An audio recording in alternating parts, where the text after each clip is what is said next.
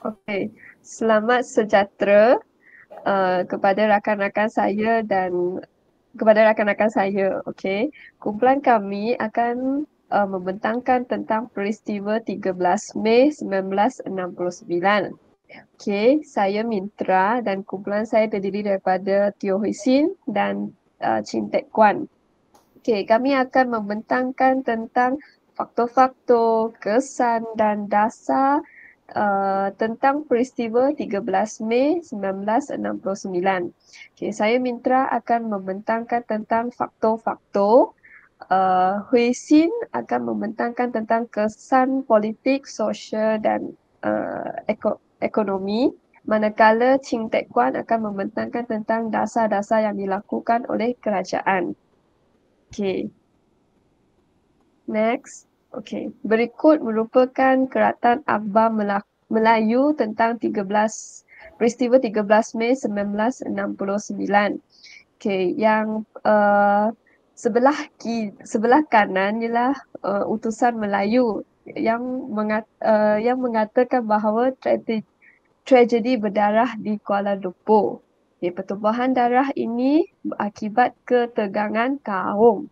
Okay, manakala sebelah kiri juga membincangkan tentang sejarah hitam negara tentang peristiwa 13 Mei ini. Okay, manakala next, keratan akhbar The New Straits Times juga membincangkan tentang peristiwa 13 Mei 1969. Okay. Headline-nya mengatakan bahawa kalau sebelah kanan mengatakan bahawa krisis law after 39 die in riots. Manakala sebelah kiri juga mengatakan bahawa the, the Tunku on TV appear for calm and order. Still tense, 75 dead so far. Okay. Peristiwa ini telah memberikan gambaran kepada kita bahawa betapa pentingnya berlakunya peristiwa ini dan mengapakah peristiwa ini berlaku dan memberi kesan dan perubahan kepada sejarah negara kita. So mari kita mempelajari apakah sebenarnya tentang 13 Mei 1969. Okay, next. Okay. Sebenarnya, peristiwa 13 Mei 1969 merupakan peristiwa rusuhan kaum yang mengakibatkan pertumbahan darah, kerosakan harta benda dan suasana panik dalam kalangan rakyat. Okay. Rata-ratanya berpunca daripada ketegangan politik dan perkauman. Okay, yang semakin memuncak selepas pilihan raya umum yang ketiga, iaitu yang berlangsung pada 10 Mei yang lalu, tahun yang sama, 1969. Okay. Selain itu, kejadian ini bermula apabila perarakan kemenangan oleh parti-parti pembangkang di sekitar Kuala Lumpur yang mencetuskan rasa tidak puas hati dalam kalangan penyokong kerajaan sehingga menyebabkan pertumbungan antara kaum Melayu dan kaum Cina. Okay, hal ini telah memprovokasikan keadaan dan situasi ini mencetuskan rusuhan antara kaum di negara kita. Okay, rusuhan ini berlaku di kawasan Kampung Bahru dan merebak ke beberapa kawasan lain seperti Chowkit, Jalan Raja Muda dan Setio di kawasan Kuala Lumpur. Okay, beberapa buah rumah dan kedai juga telah dibakar, manakala pasukan keselamatan dikerah untuk mengawal keadaan semasa. Di samping itu, melalui peristiwa ini, angka korban dan cedera masih belum disahkan sepenuhnya sebenarnya. Namun, laporan awal menyatakan lebih 100 orang terkorban dan ratusan lagi cedera. Pasukan tentera telah dikerah ke kawasan-kawasan yang berlakunya rusuhan ini dan perintah berkurung telah diumumkan oleh kerajaan di seluruh Kuala Lumpur dan Selangor. Jadi, selain daripada dua punca tentang penyebab berlakunya peristiwa darah berlaku, ada juga faktor-faktor lain yang mencetuskan peristiwa berdarah ini berlaku. Okay, yang pertama, layanan berat sebelah oleh tentera Jepun. Okay, sebagaimana yang kita tahu, sebelum ini Malaysia telah dijajah oleh Jepun. Okay, pada zaman pendudukan Jepun, masyarakat Tanah Melayu ini dilayan secara berbeza-beza. Okay, khususnya masyarakat Cina dan masyarakat Melayu. Masyarakat Cina diibaratkan sebagai hamba kepada tentera Jepun. Manakala tentera Jepun dia suka dengan kaum Melayu. Jadi, masyarakat Cina ini dilayan teruk berbanding dengan kaum Melayu. Okay. Hal ini disebabkan kerana perasaan dendam antara tentera Jepun ataupun rakyat Jepun yang pernah berperang dengan Cina masih segar dalam ingatan mereka. Justeru, pelayanan berat ini telah menyemai perasaan permusuhan antara orang-orang ataupun masyarakat kaum Melayu dan Cina di negara kita. Okey, yang kedua, dasar pecah dan perintah penjajahan Inggeris. Okey, kerajaan Inggeris dia telah melancarkan dasar pecah dan perintah. Okay, dasar ini telah menjadi punca wujudnya jurang antara kaum. Selain itu, sudut ekonomi dan juga sudut polarisasi kaum juga ternampak melalui dasar ini di masyarakat negara kita. Corak penglibatan ekonomi antara kaum dalam kegiatan ekonomi yang berbeza telah menjadikan kedudukan sosial ekonomi mereka tidak seimbang. Okay. British dia sahaja melakukan dasar pecah dan perintah ini kerana dia nak mengelakkan perpaduan antara pelbagai kaum di masyarakat Malaysia. Kerana mereka kuatiri perpaduan kaum ini akan mengancamkan kedudukan mereka. Hal ini melahirkan perasaan prasangka antara kaum di masyarakat Malaysia yang mengapi-apikan lagi sehingga mencetuskan sentimen 13 Mei 1969. Okay. Faktor yang ketiga ialah perasaan tidak puas hati terhadap hak istimewa orang Melayu. Okay. PA ataupun dikenali sebagai People Alternative Party, okay, telah secara lantangnya menyuarakan rasa tidak puas hati terhadap apa yang disebutkan sebagai hak istimewa orang Melayu dalam perlembagaan. Okay, selain itu, parti ini mendakwa bahawa hak kedudukan orang Cina terjejas oleh peruntukan hak istimewa orang Melayu dan hal ini telah menarik perhatian dan sokongan ramai orang terutamanya menjelang pilihan raya 1964. Okay. Namun begitu, parti ini telah diambil alih oleh DAP, Parti Tindakan Demokratik. Namun begitu, fungsi ini adalah sama. Fungsi DAP dengan PAP adalah sama, iaitu mereka memainkan isu-isu sensitif dan perkawaman termasuklah membangkitkan soal-soal tidak keadilan yang menyebabkan perasaan tidak puas hati dan kegelisahan dalam kalangan rakyat sehingga mencetuskan sentimen perkawaman. Okay.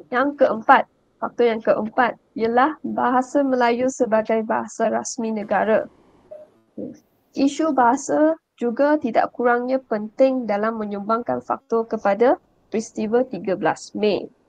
Okay. Semasa kemerdekaan Tanah Melayu 1957, bahasa Melayu dan bahasa Inggeris dijadikan sebagai bahasa rasmi negara kita. Namun begitu, 10 tahun kemudian, iaitu pada Ogos 1967, kerajaan telah mengkaji semula tentang kedudukan status bahasa ini dengan tujuan untuk menggugurkan bahasa Inggeris daripada status bahasa rasmi dan hanya menggunakan bahasa Melayu sahaja yang diiktiraf sebagai bahasa rasmi. Okey, ini telah mencetuskan keraguan rakyat dan menyebabkan sentimen perkauman berlaku. Oleh itu, namun begitu, kerajaan telah mengadakan pelbagai kegiatan dan usaha untuk memperluaskan bahasa Melayu ini. Okey, faktor yang kelima. Okey, iaitu perbezaan agama dan budaya. Okey, di Malaysia, setiap kaum mempunyai agama dan kebudayaan yang tersendiri. Okay, misalnya, kaum Melayu ialah beragama Islam. Kaum Cina ada yang beragama Buddha, ada yang beragama Kristian, ada yang beragama Laozi, Taoism dan Confucianism. Manakala kaum India ada yang beragama Hindu dan Kristian. Namun begitu, masalah perpaduan ini bukannya bermula disebab agama lain, tetapi akibat daripada sikap jalil terhadap agama-agama lain sehingga banyak perkara yang dilakukan secara tidak sengaja yang telah menyinggung emosi penganut agama lain. Okey, yang keenam, faktor masalah ekonomi. Kegiatan ekonomi yang berbeza ini telah mewujudkan jurang pendapatan berbeza antara kaum di masyarakat negara kita, sehingga menimbulkan rasa tidak puas hati dan persaingan ekonomi yang tidak sihat. Ketidakseimbangan ini telah menyebabkan setiap kaum saling mencemburui antara satu sama lain. Sebagai contohnya, orang Melayu mencemburui kemewahan dan kejayaan orang Cina, manakala orang Cina dan orang India mencemburui kelebihan orang Melayu yang mendapat peluang perkhidmatan dalam sektor pentadbiran. Okey, faktor yang ketujuh, iaitu latar belakang pendidikan yang berbeza. Sebelum Malaysia memiliki sistem pendidikan nasional ataupun sistem pendidikan yang seragam, sebelum ini telah wujudnya 4 aliran pendidikan yang berlainan, iaitu aliran English, aliran Melayu, aliran Cina dan aliran India. Keempat-empat aliran ini telah mengambil silibus pembelajaran yang berbeza sehingga menyebabkan ketidakseragamaan dalam segi bahasa, identiti dan fahaman. Hal ini telah menyebabkan timbulnya pelbagai masalah yang memberi kesan buruk kepada pembentukan kaum di Malaysia. Segelintir masyarakat berasa kecewa dengan sikap kerajaan yang tidak menubuhkan sekolah menengah dan universiti yang menggunakan bahasa Melayu sebagai bahasa pengantaran pada awal 1959 yang sebagaimana yang telah dirancangkan. Okay, walau bagaimanapun, pelbagai cabaran yang dihadapi, hakikatnya kerajaan sedapat mungkin cuba bertolak ansur kepada kaum demi menjaga keharmonian masyarakat Malaysia yang berbilang bangsa ini. Okey, yang faktor yang terakhir iaitu pertelingkahan parti politik. Okey, pertingkalahan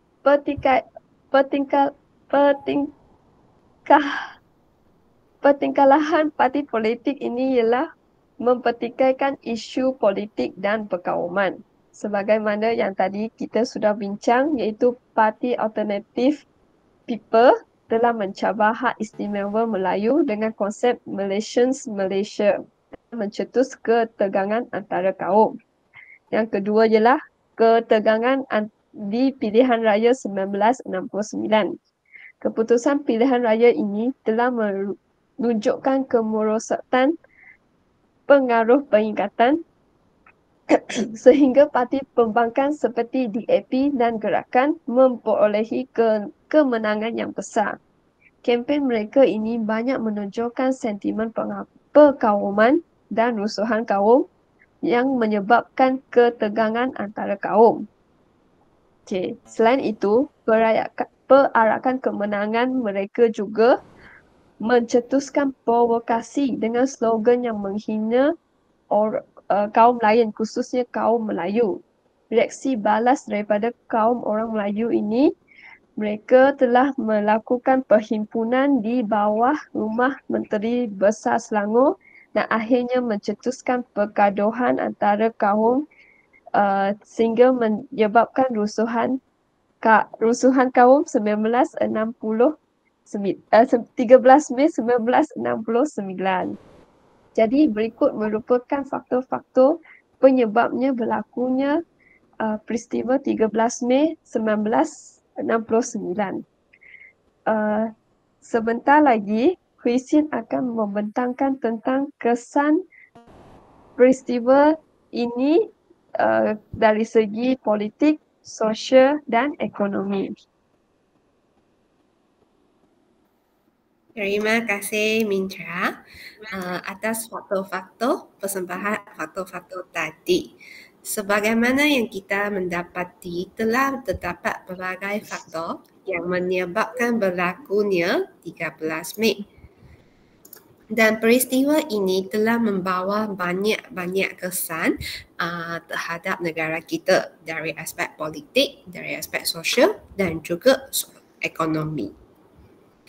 Pertamanya, dari segi kesan politik, kita boleh lihat untuk memastikan keamanan dan ketenteraman negara, pengistirahat darurat telah diisytiharkan oleh Yang di-Pertuan Agong pada 16 Mei, iaitu hari ketiga kejadian 13 Mei 1969 berlaku ke seluruh negara.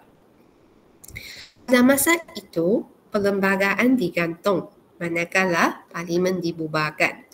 Negara kita diletakkan bawah pemerintahan penuh Yang di-Pertuan Agong yang mengetuai terus angkatan tentera. Semasa darurat diisytiharkan, beberapa pusat perlindungan telah diwujudkan di beberapa tempat. Antaranya seperti yang dinyatakan tadi di Chowkit, di Kampung Baru. Pihak-pihak polis telah menguatkuasakan perintah berkurung di mana orang ramai tidak dibenarkan keluar dan dikehendaki tinggal di kediaman masing-masing. Penubuhan jawatan kuasa tersebut bertugas untuk menyusun semula perkhidmatan penerangan kerajaan. Semua berita daripada pihak media ditapis bagi memastikan kesahihannya. Kerajaan juga memastikan bekalan makanan diperoleh penduduk, terutamanya di pusat perlindungan. Masa rusuhan dipindahkan ke pusat perlindungan di Stesen Merdeka dan Tiong Nan Settlement. Semangat saling membantu ketika ketegangan dalam kalangan anggota masyarakat dapat dilihat di pusat perlindungan ini. Contohnya, saya pernah melihat sebuah berita daripada Kini TV yang menemukan bahawa seorang mangsa yang melindung dirinya di dalam sebuah kuil India. Beliau menyatakan bahawa semasa kejadian 13 Mei berlaku, mereka sebagai daripada masyarakat Cina telah melarikan diri dan mencari tempat perlindungan. Namun sangat bertuahnya, mereka telah menemui seorang penjaga kuil tempel India yang membuka pintu kepada mereka dan melindungi mereka selama 5 hari. Dan juga dalam tempat perlindungan itu, mereka telah membekalkan bekalan makanan dan perlindungan yang sangat mencukupi untuk mereka. Selain itu juga, pihak kuasa memagangkan kawasan Kampung Baru dan menjadikannya kawasan perintah berkurung yang besar. Sementara itu, tentera memberikan perlindungan kepada penduduk yang berlindung di beberapa kem tentera. Pasukan-pasukan tempur dan bantuan tempur serta pasukan watannya juga telah diatur gerakkan untuk membantu mengawal ketenteraman melalui operasi gerhana. Antara kesan politik yang kedua adalah penumbuhan Majlis Gerakan Negara yang dikenali sebagai Mageran. Apakah itu Mageran? Mageran ditubuhkan pada 16 Mei 1969 bagi mengawalkan keadaan dan memulihkan kestabilan negara selepas rusuhan 13 Mei berlaku. Tun Abdul Razak dilantik sebagai pengarah Mageran dan diberi kuasa penuh untuk mentadbir negara, termasuk menggantung Parlimen sehingga 1971 dengan ahli-ahlinya yang terdiri daripada Tun Dr. Ismail, Tan Sri Ghazali Shafie, Tunku Osman Muhammad Jiwa, Tan Sri Muhammad Saleh, Lieutenant Dato' Ibrahim Ismail dan juga Presiden MCA dan Presiden MIC. Dua fokus-fokus utama yang perlu diselesaikan oleh Mageran semasa rusuhan kaum pada 13 Mei 1969 adalah pertamanya masalah perpaduan kaum, kedua adalah ketidakseimbangan ekonomi negara. Jadi, apakah tanggungjawab Mageran? Tanggungjawab Mageran adalah untuk mengembalikan keamanan dan undang-undang, menentukan pentadbiran yang licin dalam negara, mengembalikan keharmonian dan kepercayaan antara kaum dalam negara, menggantungkan sementara penerbitan semua akhbar sehingga keadaan negara kembali tenang. Keempat ialah menguatkuasakan Akta Hasutan 1948 dan akhir sekali adalah Jabatan Penerangan menapis berita palsu dan menerangkan usaha kerajaan merupakan tanggungjawab-tanggungjawab yang perlu dilancarkan oleh Mageran untuk memastikan keamanan dan ketenteraman negara selepas rusuhan 13 Mei. Seterusnya, kesan politik yang ketiga adalah pengukuhan konsep rukun negara. Sebelum rusuhan 13 Mei 1969 berlaku, negara kita tidak mempunyai sebarang idealisme atau ideologi kebangsaan untuk memupuk perpaduan dan keharmonian antara kaum. Oleh itu, atas pengajaran kejadian 13 Mei 1969, konsep rukun negara telah diperkenalkan serta dikukuhkan. Rukun negara telah diperkenalkan sebagai langkah untuk memupuk perpaduan dan patriotisme dalam kalangan rakyat. Ia juga digunakan sebagai ideologi kebangsaan untuk memupuk perpaduan dan keharmonian antara kaum di Malaysia. Rukun negara telah dijadi sebagai panduan bagi rakyat Malaysia untuk bertindak mewujudkan satu masyarakat yang bersatu, demokratik, adil, liberal dan saintifik. Kesan politik yang terakhir adalah Akta Hasutan 1948 dan pindaan juga telah dilakukan terhadap akta tersebut dan dinamakan sebagai Akta Hasutan 1970. Apakah akta-akta tersebut? Selepas kejadian 13 Mei, undang-undang yang dikubarkan pada zaman British dan masih digunakan pakai di Malaysia adalah Akta Hasutan 1948. Dalam Akta Hasutan 1948 tersebut, yang digunakan untuk mengekankan sebarang tindakan, percakapan atau penerbitan yang dianggap boleh menghasut rakyat dan mengancam keamanan, kestabilan serta keharmonian negara. Selepas rusuhan kaum 13 Mei, akta ini telah digunakan secara lebih tegas untuk mengawal ketegangan antara kaum dan mengelakkan penyebaran berita palsu atau hasutan yang boleh mencetuskan huru-hara, terutamanya kebebasan bersuara dan media, telah dikawal dengan lebih ketat untuk menjaga kestabilan negara bawah akta ini.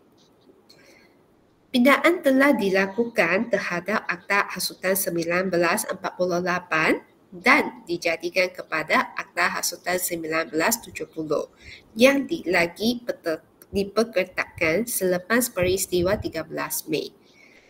Ia adalah untuk menghalangkan sebarang ucapan, penerbitan atau tindakan yang boleh menghasut rakyat sehingga mencetuskan ketegangan kaum dan mengugat keharmonian negara.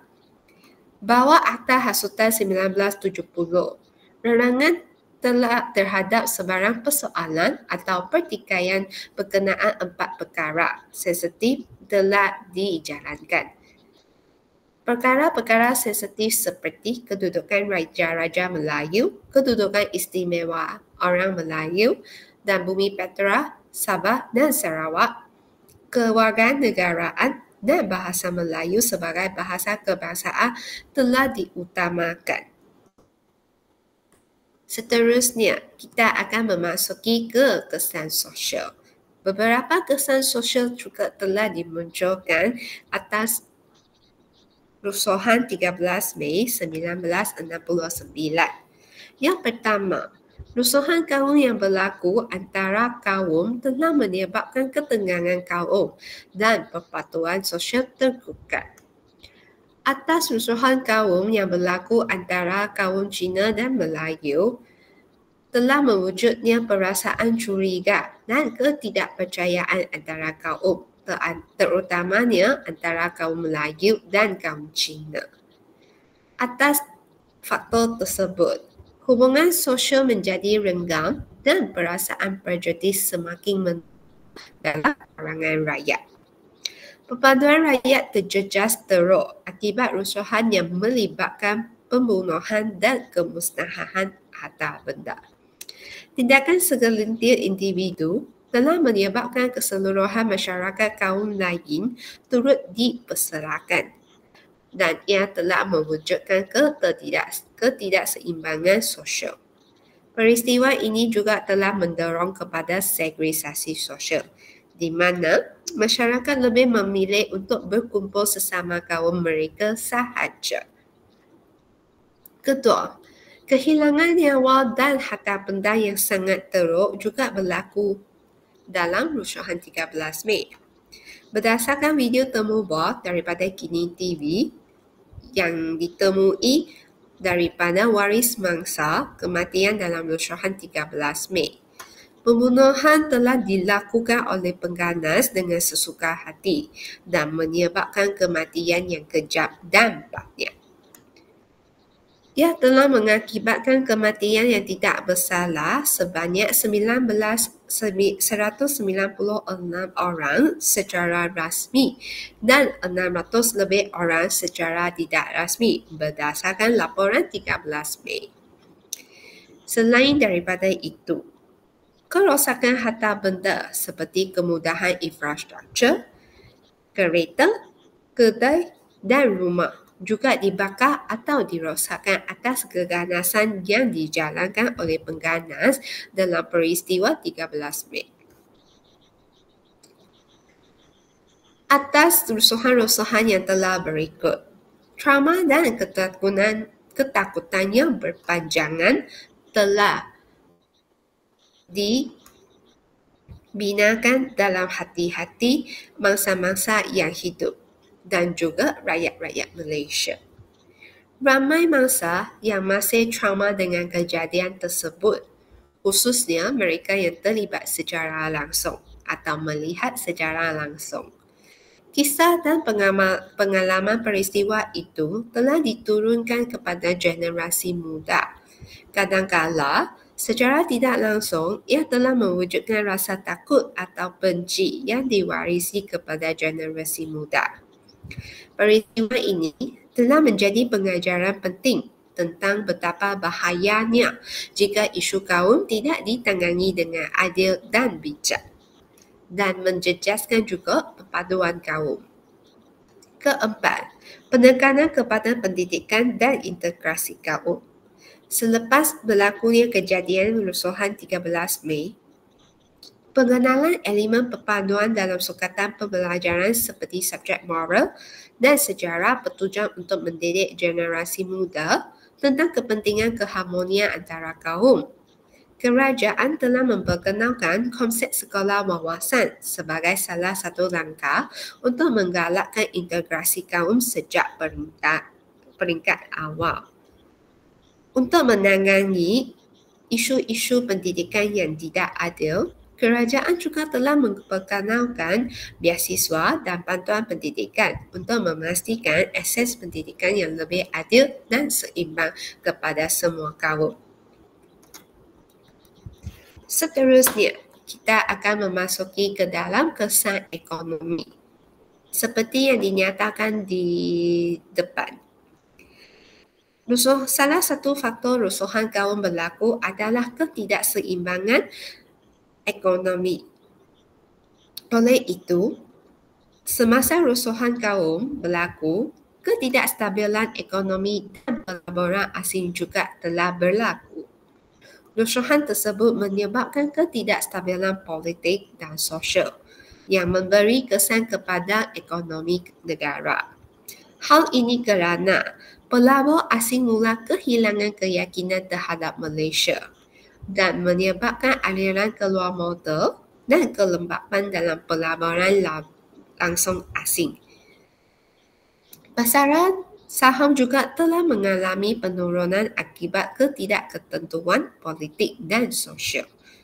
Hal ini kerana banyak premis perniagaan terutamanya yang dimiliki oleh kaum Cina telah musnah atau terpaksa ditutup akibat kekacauan. Drama-drama yang akibatkan daripada rusuhan tersebut juga telah menyebabkan aktiviti perdagangan dan ekonomi bandar terganggu, menyebabkan kemerosotan dalam pertumbuhan ekonomi jangka pendek.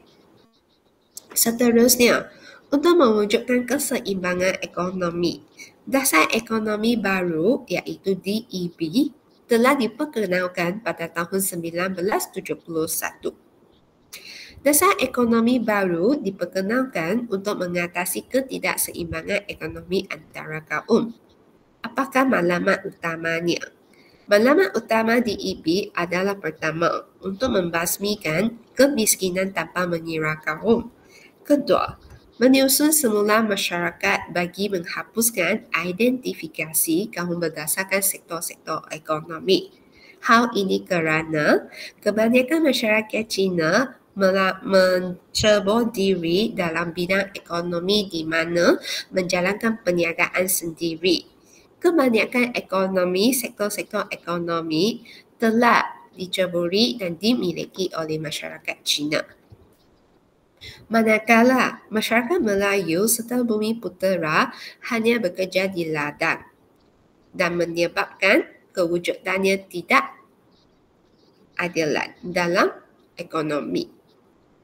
Jadi, untuk menyusun semula masyarakat bagi menghapus identifikasi tersebut, penyertaan Bumiputera dalam sektor ekonomi telah dipertingkatkan, termasuk melalui pelaksanaan kuota dalam pemilikan ekuiti syarikat dan pemberian kontrak kerajaan kepada usahawan Bumiputera.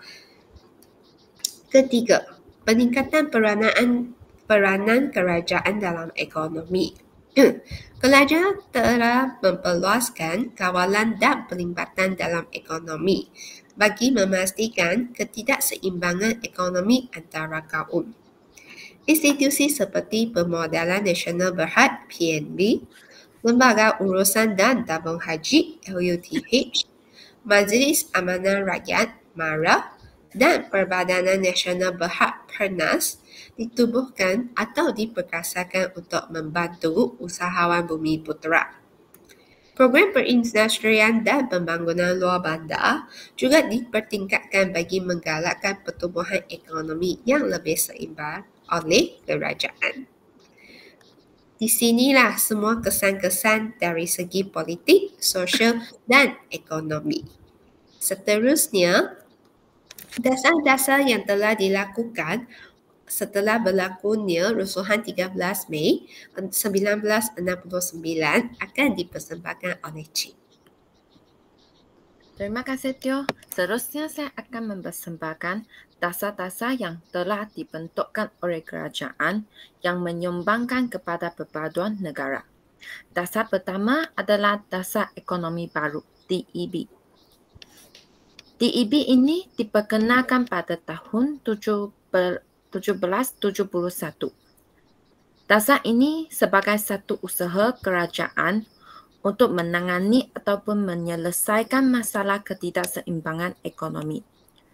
Sebab sebelum DEB, ekonomi Malaysia dikuasai oleh golongan bukan bumi berterak, khususnya dalam sektor perniagaan dan industri. Sementara itu, majoriti bumi putera masih bergantung kepada sektor pertanian tradisional dan ia menyebabkan bumi putera mempunyai kadar kemiskinan yang sangat tinggi. Objektif dasar ini yang pertama adalah untuk membasmikan kemiskinan tanpa mengira kaum.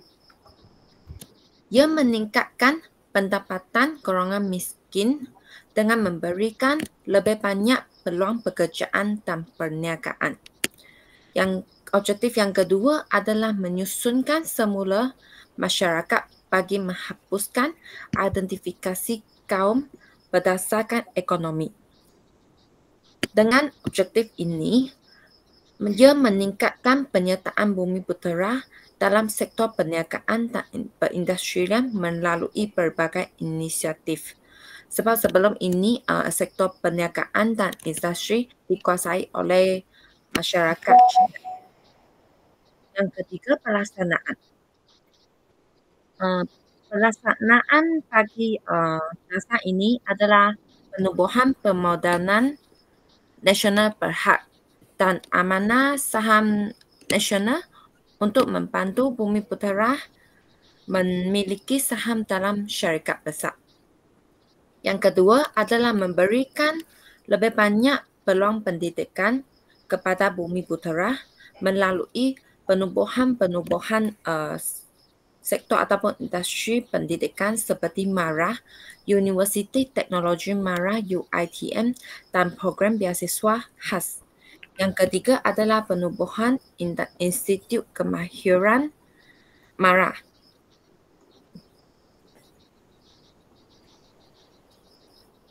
IKM ini adalah untuk melatih bumi putera dalam bidang teknikal dan vokasional.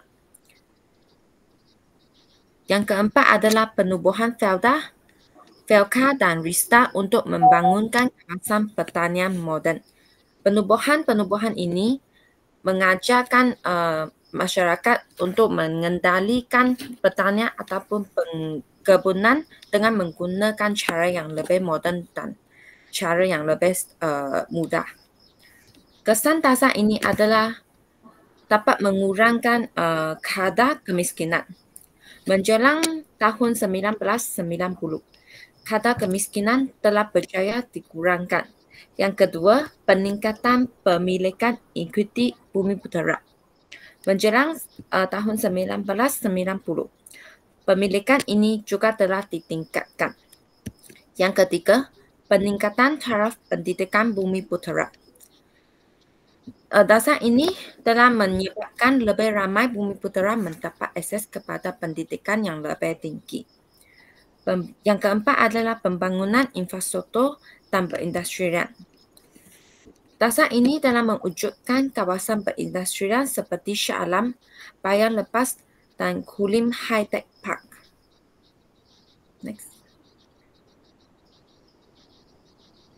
Next. Dasar yang kedua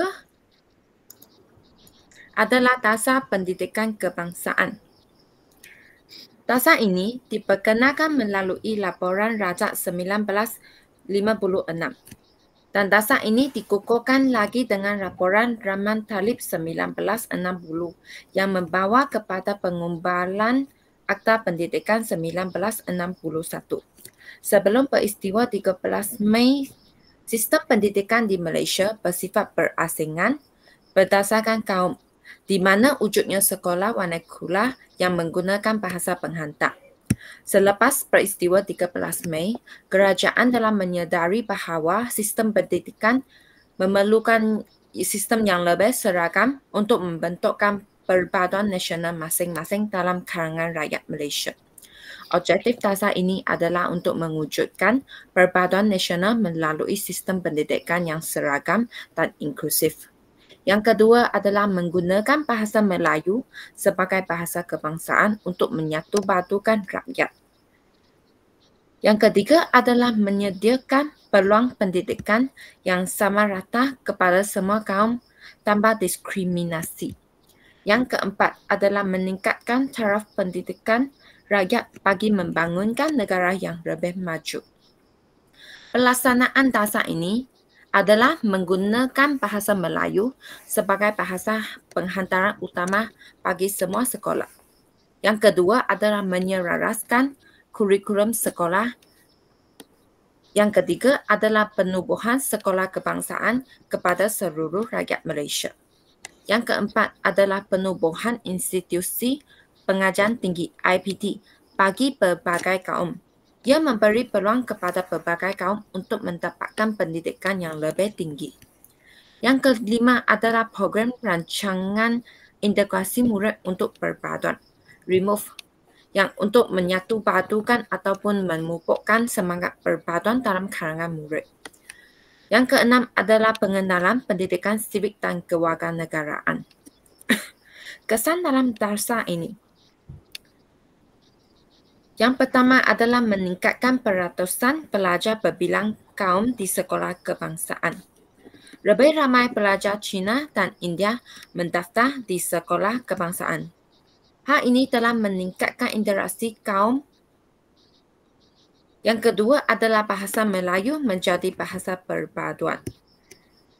Hal ini telah menyebabkan bahasa Melayu menjadi bahasa komunikasi sama ada dalam sektor awam dan sektor swasta kerana semua orang telah mahir dalam bahasa Melayu.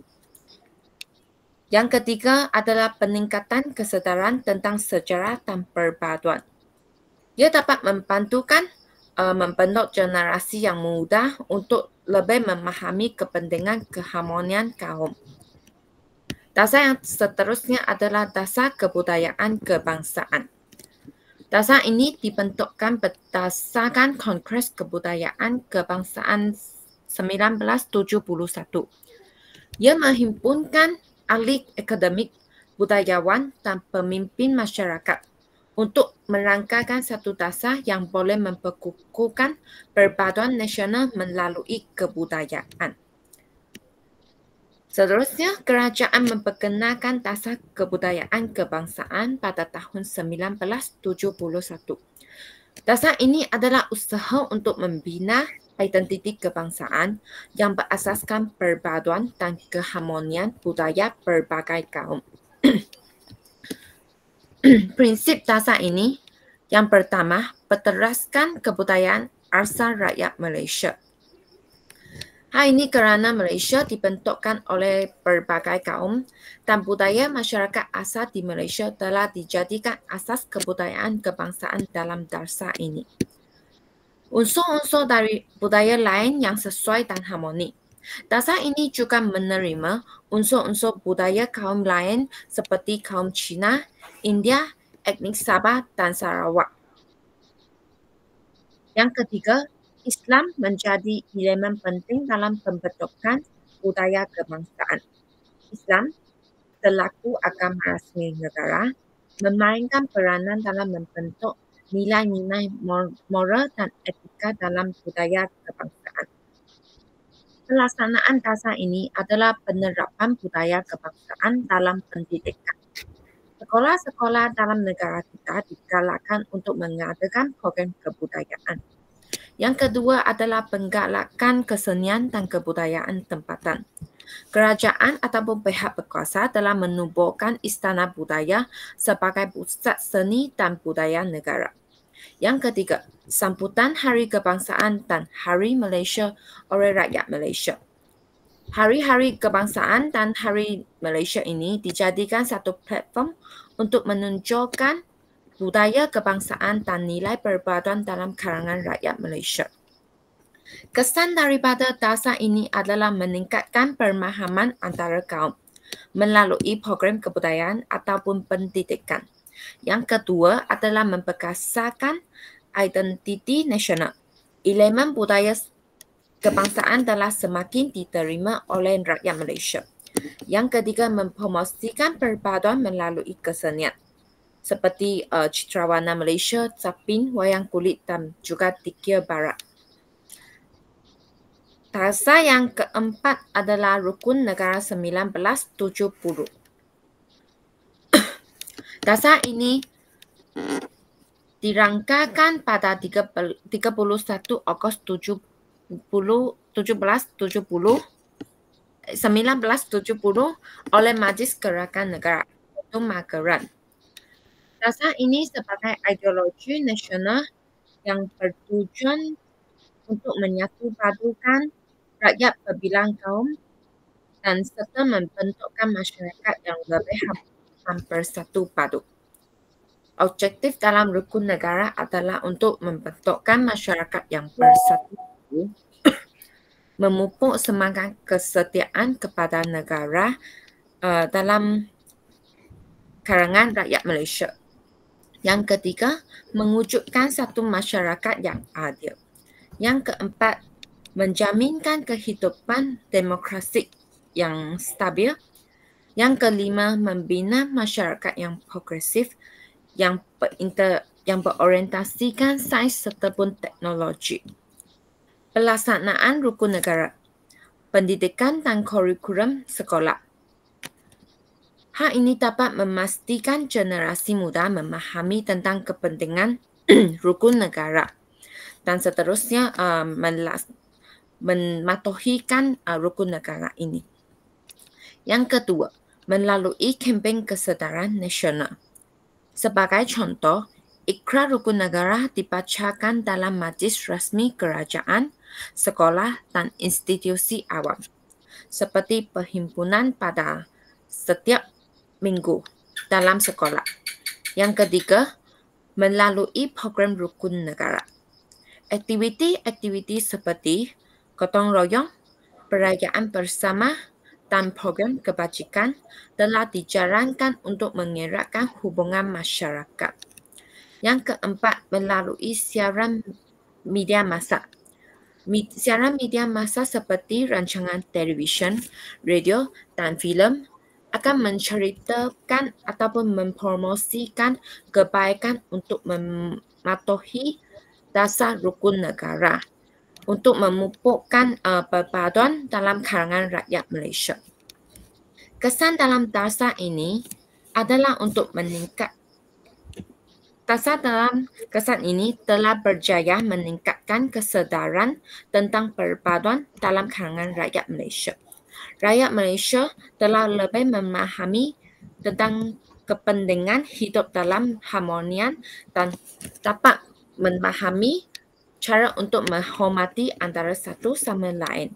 Yang kedua adalah dapat mengurangkan ketegangan kaum. Darsa ini dapat membinakan hubungan yang lebih baik antara kaum. Yang ketiga, darsa ini berjaya memperkukuhkan identiti nasional. Darsa ini telah menjadikan asas dalam membina jati diri rakyat Malaysia kerana murid-murid ataupun generasi muda telah mempelajari darsa ini sejak kecil lagi. Darsa yang seterusnya adalah Darsa 1 Malaysia. Darsa ini telah diperkenalkan oleh Perdana Menteri Besar ke-6 iaitu Datuk Seri Najib Tun Razak pada tahun 2009. Darsa ini dirangka untuk memperkukuhkan perpaduan nasional dalam kalangan rakyat Malaysia yang berbilang kaum, agama dan budaya dengan menekankan konsep rakyat didahulukan pencapaian utama. Walaupun darsa ini telah jauh dengan peristiwa 13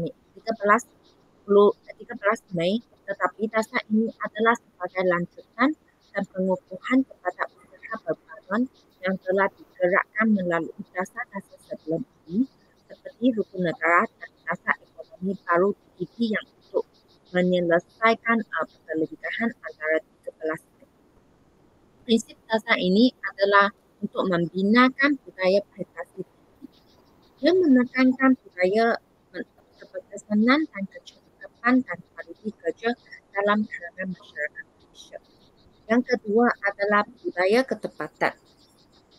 Ia menyampaikan perkhidmatan tepat pada masanya dan memenuhikan keperluan rakyat tanpa mengira umur. Yang ketiga adalah penerimaan. Rakyat menerimakan keberpakaian kaum dan budaya sebagai kekuatan. Prinsip yang keempat adalah kesetiaan kepada negara.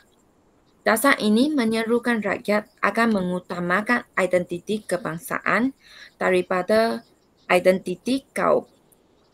Yang keempat adalah meritokrasi dan keadilan sosial. Dasar ini menyerukan kerajaan ataupun pihak berkuasa ataupun pihak berkenaan untuk memberikan peluang kepada semua rakyat berdasarkan keupayaan dan keperluan dan bukan sahaja bergantung kepada pun kaum ataupun agama. Pelaksanaan dasar ini termasuklah Krinet 1 Malaysia.